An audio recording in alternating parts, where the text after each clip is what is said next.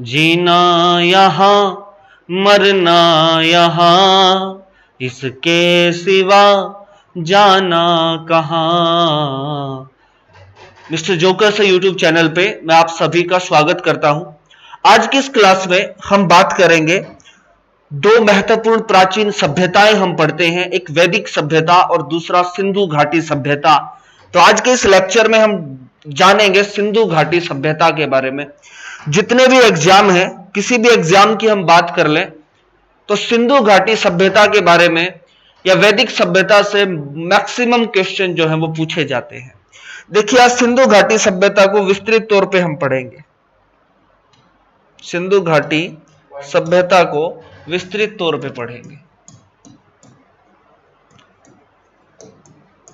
सिंधु घाटी सभ्यता, सबसे पहले सिंधु घाटी सभ्यता का हम परिचय जानेंगे कि यह सभ्यता कब शुरू हुई और कहां से यह सभ्यता प्रारंभ हुई और कौन कौन से नगर खोजे गए, कैसे खोजे गए और कितने एरियाज में ये पूरी की पूरी सभ्यता जो है फैली हुई है, इसके बारे में जानेंगे।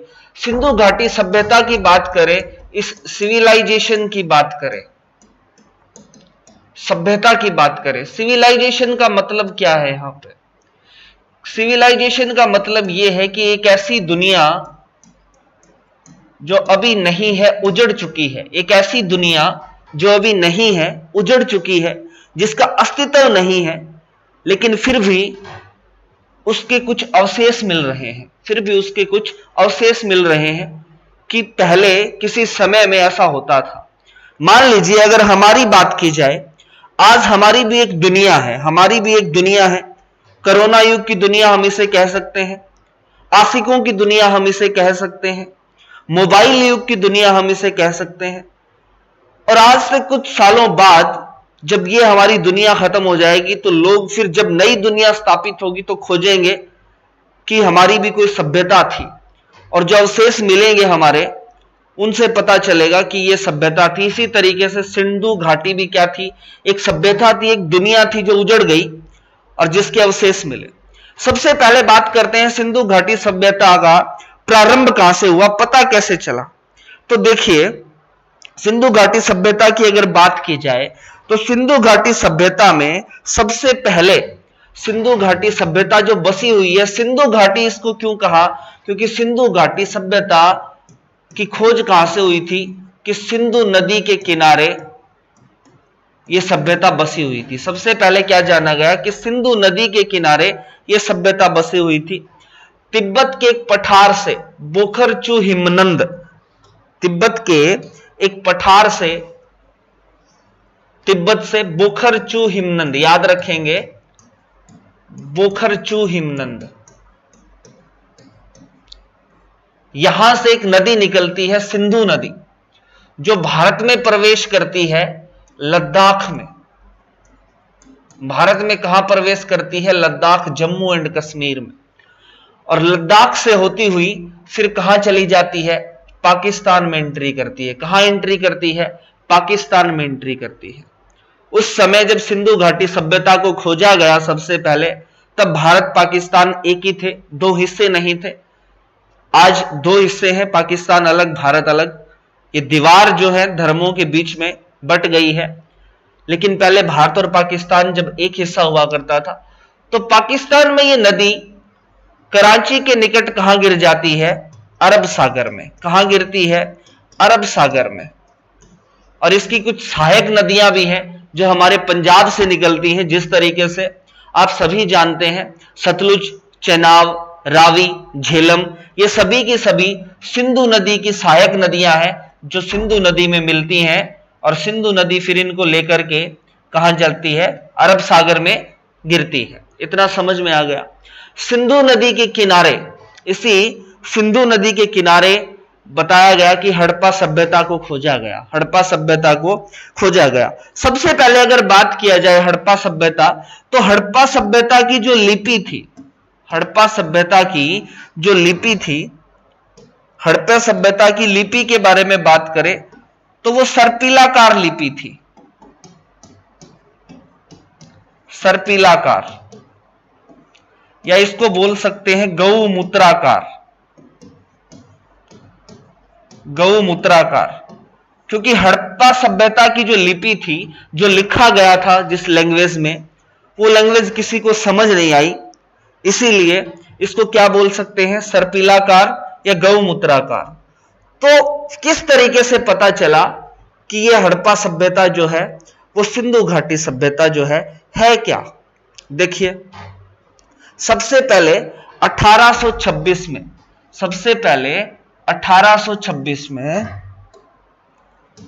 सबसे पहले 1826 में चार्ल्स मैनन ने एक टीला खोजा मिट्टी का, एक मिट्टी का टीला यहां पे खोजा। हड़प्पा के नजदीक एक मिट्टी का क्या खोजा, टीला खोजा, और वहां से बहुत से अवशेष मिले। तो लोगों ने सोचा कि भाई ये पता नहीं क्या चीजें हैं, कौन सी दुनिया की चीजें हैं, तो इसके बारे में जानना चाहिए, इसके बारे में जानना चाहिए। लेकिन ज्यादा कुछ नहीं इसके बारे में आगे बात बढ़ी। लेकिन इसके बारे में आगे चल करके 1856 में, 1856 में पाकिस्तान में एक रेलवे लाइन बिछाई जा रही थी। वर्तमान पाकिस्तान में एक रेलवे लाइन बिछाई जा रही थी, जो किसके द्वारा बिछाई जा रही थी, बर्टन बंधुओं के द्वारा। बर्टन बंधु जो हैं एक रेलवे लाइन को बिछा रहे थे, एक रेलवे लाइन का, एक रेलवे ट्रैक का निर्माण कर रहे थे। और उसी समय कुछ अवशेष मिले, कुछ ईंटें निकली।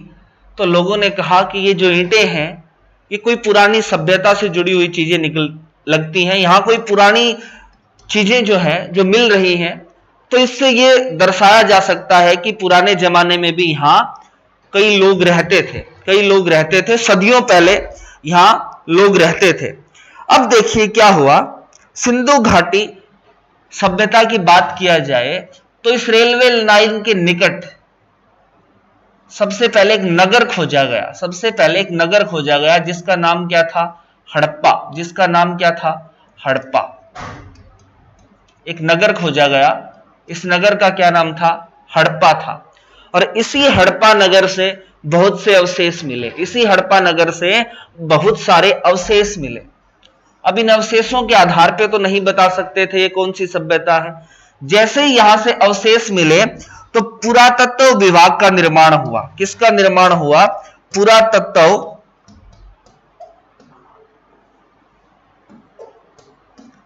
सर्वेक्षण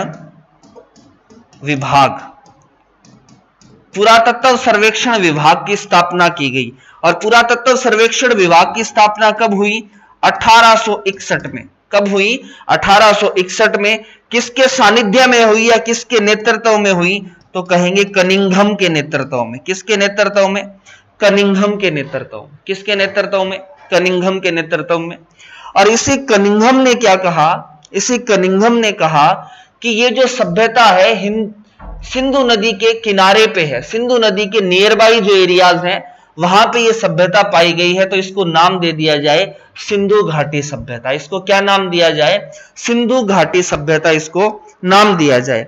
लेकिन याद रखिए 1904 में जॉन मार्शल, 1904 में जॉन मार्शल को क्या बनाया गया, निर्देशक बनाया गया। क्या बनाया गया, निर्देशक बनाया गया। किसका, पुरातत्व सर्वेक्षण विभाग का। किसका निर्देशक बनाया गया, पुरातत्व सर्वेक्षण विभाग का। और यहां पे जॉन मार्शल ने भी ये बात कही कि ये सिंधु घाटी के नजदीक ये जो चीजें पाई गई हैं, इसीलिए इस सभ्यता को क्या नाम दिया जाना चाहिए, सिंधु घाटी सभ्यता। क्या नाम दिया जाना चाहिए, सिंधु घाटी सभ्यता इसको नाम दिया जाना चाहिए। लेकिन हुआ क्या, जैसे जैसे पूरे देश में भारत की बात की जाए, पाकिस्तान की बात की जाए, बलूचिस्तान की बात की जाए, तो बहुत सी जगह ये सभ्यता के अवशेष मिलने लगे। और इस सभ्यता में कुल ये सभ्यता 13 लाख वर्ग किलोमीटर में फैली हुई मिली। ये सभ्यता 13 लाख वर्ग किलोमीटर में फैली हुई मिली। लेकिन सिंधु नदी तो 13 लाख वर्ग किलोमीटर में नहीं फैली हुई है। और ये सभ्यता कितने किलोमीटर में है, 13 लाख वर्ग किलोमीटर में ये सभ्यता फैली हुई है। तो इसको सिंधु घाटी सभ्यता कैसे कह सकते हैं, तो सभी ने मिलकर के, पुरातत्व सर्वेक्षण विभाग ने ये बात कही कि सभ्यता का नाम जो है वो क्या रखना चाहिए, हड़प्पा रखना चाहिए, क्योंकि सबसे पहला नगर जो खोजा गया वो कौन सा खोजा गया, हड़प्पा खोजा गया। कौन सा नगर खोजा गया, हड़प्पा खोजा गया। इसीलिए सिंधु घाटी सभ्यता का दूसरा नाम क्या पड़ा, हड़प्पा सभ्यता। दूसरा नाम क्या पड़ा, हड़प्पा सभ्यता। यहां से देखिएगा, हम बात करते हैं कि हड़प्पा जो सभ्यता है वो कितने क्षेत्र में फैली हुई। हमने क्या कहा कि 13 लाख वर्ग किलोमीटर, कितना, 13 लाख वर्ग किलोमीटर में फैली हुई है हड़प्पा सभ्यता। और 13 लाख वर्ग किलोमीटर में अगर चारों दिशाओं की बात की जाए, चारों दिशाओं की बात करें, यहां पे उत्तर, पूर्व, पश्चिम और दक्षिण, चारों दिशाओं की बात की जाए, उत्तर, पूर्व, पश्चिम और दक्षिण, इन चारों दिशाओं में ये 13 लाख वर्ग किलोमीटर में फैली हुई है। पहला स्थान खोजा गया कौन सा, हड़प्पा, इसीलिए इसको क्या बोला गया, हड़प्पा सभ्यता बोला गया। क्या बोला गया, हड़प्पा सभ्यता बोला गया। अब देखिए चारों दिशाओं में जो नगर खोजे गए, 13 लाख किलोमीटर वर्ग किलोमीटर में जो नगर खोजे गए, पूर्व, पश्चिम, उत्तर, दक्षिण, उनकी बात कर लेते हैं। सबसे पहले अगर उत्तर की बात की जाए तो उत्तर में कौन सा नगर खोजा गया, मांडा। उत्तर में कौन सा नगर खोजा गया, मांडा। ये मैप में आपको दिखाई दे रहा होगा, उत्तर में कौन सा नगर खोजा गया, मांडा। कहां पड़ता है ये, जम्मू एंड कश्मीर में। कहां पड़ता है, जम्मू एंड कश्मीर में। और चिनाब नदी के किनारे, जम्मू एंड कश्मीर में चिनाब नदी के किनारे ये जगह पड़ती है मांडा, जहां पर अवशेष मिले किसके, हड़प्पा सभ्यता के। किसके अवशेष मिले, हड़प्पा सभ्यता के या सिंधु घाटी सभ्यता के। किसके, सिंधु घाटी सभ्यता के। अगर बात की जाए पूर्व की, अगर बात की जाए पूर्व की, तो आलमगीरपुर, आलमगीरपुर मेरठ यूपी में यह नगर खोजा गया। आलमगीरपुर मेरठ यूपी में, हिंडन नदी के किनारे, हिंडन नदी के किनारे, मैप में आपको दिखाई दे रहा होगा यहां पे, आलमगीरपुर यूपी में, मेरठ के नजदीक ये जगह है आलमगीरपुर। हिंडन नदी के किनारे ये नगर खोजा गया पूर्व में। उसके बाद बढ़ते हैं पश्चिम की तरफ। उसके बाद कहां पढ़ते हैं, बढ़ते हैं पश्चिम की तरफ। पश्चिम में जो नगर खोजा गया, पश्चिम में जो नगर खोजा गया वो कहां खोजा गया, बलूचिस्तान। पश्चिम में जो नगर खोजा गया हड़प्पा सभ्यता का, वो कहां खोजा गया, बलूचिस्तान। अगर बात की जाए बलूचिस्तान की, तो बलूचिस्तान में वो जगह कौन सी थी, सुरकाडोर। बलूचिस्तान में वो नगर कौन सा था, सुरकाडोर, सुरकाडोर। और कहां खोजा गया, बलूचिस्तान में। कहां खोजा गया, बलूचिस्तान में। किस नदी के किनारे खोजा गया, तो दास्त नदी के किनारे। किस नदी के किनारे था ये, दास्त नदी के किनारे। अब बात करते हैं दक्षिण की। अब किसकी बात करते हैं, दक्षिण की। तो दक्षिण के अंदर महाराष्ट्र में एक स्थान खोजा गया, देताबाद। महाराष्ट्र में एक स्थान खोजा गया, देताबाद, देता नहीं सॉरी, देमाबाद। देमाबाद एक महाराष्ट्र में एक जगह खोजी गई, जहां से अवशेष मिले किस सभ्यता के, हड़प्पा सभ्यता के। किस सभ्यता के, हड़प्पा सभ्यता के। और ये देमाबाद परवरा नदी के किनारे है। कहां पड़ता है, परवरा नदी के किनारे बसा हुआ एक नगर है। परवरा नदी के किनारे बसा हुआ एक नगर है। तो यहां से देखिए सिंधु घाटी सभ्यता जो थी वो पूरा कितने वर्ग किलोमीटर में फैली हुई थी। क्वेश्चन पूछा जाए तो कितने वर्ग किलोमीटर में फैली हुई थी, 13 लाख। कितने वर्ग किलोमीटर में, 13 लाख। अगर पूछा जाए उत्तर दिशा में सबसे पहले कौन सा नगर खोजा गया, तो मांडा। पूर्व दिशा में आलमगीरपुर, पश्चिम दिशा में सुरकाडोर और दक्षिण दिशा में देमाबाद। दक्षिण दिशा में देमाबाद। अब यहां से एक क्वेश्चन और भी पूछ लिया जाता है कि भारत में सबसे ज्यादा हड़प्पा सभ्यता के जो नगर हैं वो किस राज्य में पाए जाते हैं, तो गुजरात राज्य जो है भारत का, वहां सबसे ज्यादा हड़प्पा कालीन सभ्यता के नगर खोजे गए हैं। सबसे ज्यादा हड़प्पा कालीन सभ्यता के नगर खोजे गए हैं।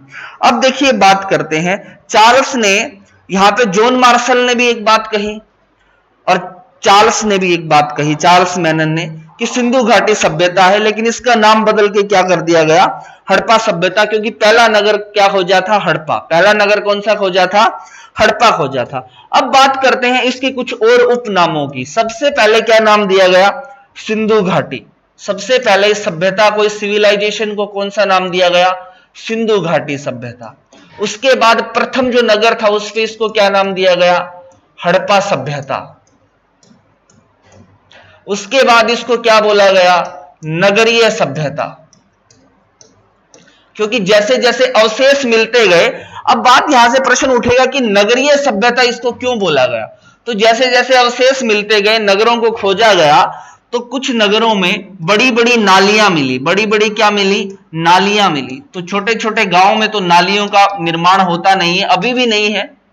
हमारे देश में देख लो, कहीं भी देख लो, अभी तो यूं मान के चले कि हमारे गांव भी नगरों के जैसे होंगे, लेकिन उस समय नहीं था। तो इसीलिए इसको नगरीय सभ्यता भी बोला गया। बड़ी बड़ी नालियों की यहां पे क्या मिली? बड़ी बड़ी नालियां मिली यहां के नगरों में, इसीलिए इसको क्या बोला गया? नगरीय सभ्यता बोला गया। कांसे के बर्तन भी यहां से मिले, कांसे के बर्तन भी यहां से मिले, तो इसको कांस्य युगीन सभ्यता भी बोला गया। कांस्य युगीन सभ्यता भी इसको कहा गया। उसके अलावा कुछ मूर्तियां यहां से मिली, देवियों की मूर्तियां। इस सभ्यता में जितने भी स्थान खोजे गए हैं वहां सबसे ज्यादा देवियों की मूर्तियां मिली, महिलाओं की देवियों की मूर्तियां मिली, देवियों की मूर्तियां मिली। इसीलिए इस सभ्यता को क्या बोला गया? मातृ सभ्यता बोला गया। क्या बोला गया? मातृ सभ्यता बोला गया। कौन सी सभ्यता बोला गया? मातृ सभ्यता बोला गया, क्योंकि इस समय सबसे ज्यादा यहां मूर्तियां किसकी मिली? देवियों की मिली। देवियों की पूजा होती थी। महिलाओं का ज्यादा अनुमान लगाया गया कि महिलाओं का यहां पर ज्यादा सम्मान होता था, इसीलिए मैक्सिमम जो अवशेष मिले महिला मूर्तियों में, उनमें महिलाओं की ज्यादा मूर्तियां थी, महिलाओं की ज्यादा मूर्तियां थी। अब देखिए, आज के समय की अगर बात करें ना, अगर महिलाओं की दृष्टि से देखा जाए तो हमारे देश में ही नहीं, पूरे विश्व में महिलाओं की जो स्थिति है वो बहुत ही कमजोर है। बेटियों को पढ़ने नहीं दिया जाता है। अब जो मॉडर्न जमाना आ रहा है तो लोगों की सोच बदल रही है, बेटियों को पढ़ने नहीं दिया जाता है, छोटी उम्र में बाल विवाह कर दिए जाते हैं। बड़ी विकट परिस्थितियों से बेटियां घर से बाहर निकल के काम नहीं कर सकती हैं, बड़ी विकट परिस्थितियों से जीवन गुजरता है। लेकिन देखिए, कोई ऐसी दुनिया, हमारी दुनिया से भी पहले की दुनिया, जहां पर नारी का पूर्ण रूप से सम्मान होता था, नारी का पूर्ण रूप से सम्मान होता था, वो जगत जननी थी। मैं सबसे ज्यादा इस बात से हैरान हूं कि किसी समय में, यानी कि एक ऐसी सभ्यता, पूछा जाता है कि टाइम कितना था, हड़प्पा कालीन जो सभ्यता थी उसका टाइम पीरियड, तो 2350 ईसा पूर्व से लेकर के 1750 ईसा पूर्व, 2350 ईसा पूर्व से 1750 ईसा पूर्व इस सभ्यता का क्या था? टाइम था।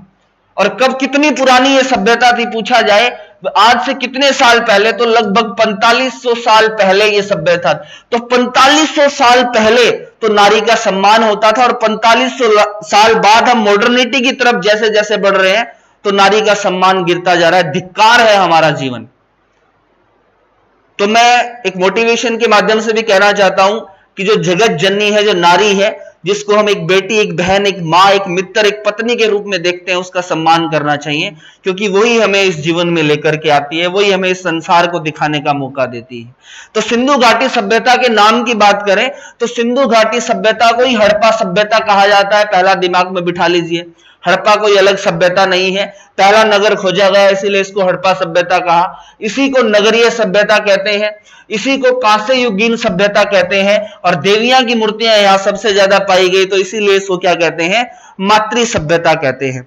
1350 इसका टाइम पीरियड पूछा जाए, बहुत से पेपरों में ये पूछा जाता है और कई बुक में ये लिखा भी गया है, 2350 से लेकर के 1700 ईसा पूर्व, या कई में लिखा गया है 2400 ईसा पूर्व से लेकर के 1750 ईसा पूर्व। तो नियर बाई आपको मिल जाए, 2350 से 1750 मिले तो राइट इसी को लगाएंगे, लेकिन इसी के नियर बाई मिल जाए 2400 से लेकर के 1750 मिल जाए तो ये भी राइट रहेगा। बहुत सी बुकों में ये लिखा गया है, तो यहां से इतना आप क्या रखेंगे? ध्यान रखेंगे। उसके बाद बात करते हैं, देखिए कई बार ये पूछा गया है कि कितने मतलब इस सभ्यता का पता कैसे चला कि ये 4500 साल पुरानी है। तो आप सभी जानते हैं उम्र के मामले में C14, कार्बन 14 एक नीति है साइंस के अंदर, कार्बन पदार्थ से बना हुआ है C14 से एज का पता लगाया जाता है। किसका पता लगाया जाता है? एज का पता डीपी अग्रवाल ने इसके बारे में सबसे पहले बताया था। C14 के बारे में उम्र का पता लगाया जाता है इससे। डीपी अग्रवाल साहब ने सबसे पहले इसके बारे में बताया था। अगर बात किया जाए हड़प्पा सभ्यता में कुल कितने अक्षर थे लिपि में, तो 400 अक्षर हम कहेंगे। कुल कितने अक्षर थे? 400 अक्षर। तो ये तो एक परिचय था हड़प्पा सभ्यता का। एक बार थोड़ा सा रिपीट कर लेते हैं। सबसे पहले हमने बात की कि हड़प्पा सभ्यता जो है वो कैसे खोजी गई, या सिंधु घाटी सभ्यता एक ऐसी सभ्यता जो अभी उजड़ चुकी है, अभी वर्तमान में नहीं है, लेकिन अवशेष मिल रहे हैं। तो चाइना में एक जगह है बोखरचू हिमनद, वहां से एक नदी निकलती है। कौन सी नदी? सिंधु नदी। और सिंधु नदी के किनारे ही इस सभ्यता को खोजा गया, इसलिए इसको सिंधु घाटी सभ्यता कहा गया। सबसे पहले यहां एक टीला खोजा गया। किसने खोजा था? चार्ल्स मेनन ने 1826 में, लेकिन कोई महत्व नहीं दिया गया, बात आगे बढ़ती गई। उसके बाद 1856 में कार्टन बंधुओं ने पाकिस्तान में एक रेलवे लाइन बिछाना शुरू किया और वहां से ईंट के कुछ अवशेष मिले।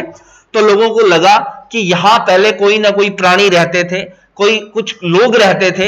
तो उन्होंने जैसे जैसे उसकी खुदाई करना शुरू की उस जगह की, तो वहां से बहुत से अवशेष मिले और उस जगह को नाम दिया गया। उस नगर को नाम क्या दिया गया? हड़प्पा। सबसे पहला नगर कौन सा खोजा गया?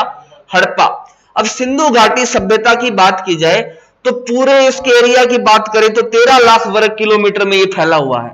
लेकिन इसको सिंधु घाटी सभ्यता तो हम बोल नहीं सकते, क्योंकि अलग अलग दिशाओं में है। पूर्व में भी इसके नगर है, पश्चिम में भी है, उत्तर में भी है, दक्षिण में भी है। 13 लाख किलोमीटर की तो नहीं है ना सिंधु नदी। इसीलिए इसको क्या कहा गया कि इसका सिंधु घाटी सभ्यता नाम नहीं होना चाहिए। फिर कहा गया कि जो पहला नगर खोजा उस नगर के नाम पे इस सभ्यता का नाम रखा जाना चाहिए। इसीलिए इसको क्या बोला गया? हड़प्पा सभ्यता बोला गया। क्या बोला गया?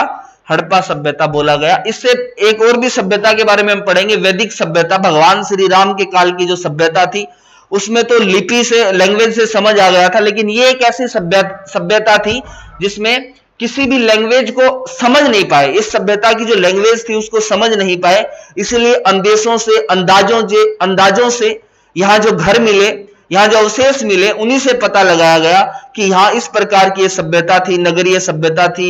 यहां लोग व्यवस्थित तरीके से रहते थे, बड़े बड़े इनके स्नानागार थे, बड़ी बड़ी मतलब मकान बने होते थे लोगों के। ये सारी की सारी चीजें हम पढ़ेंगे। क्या?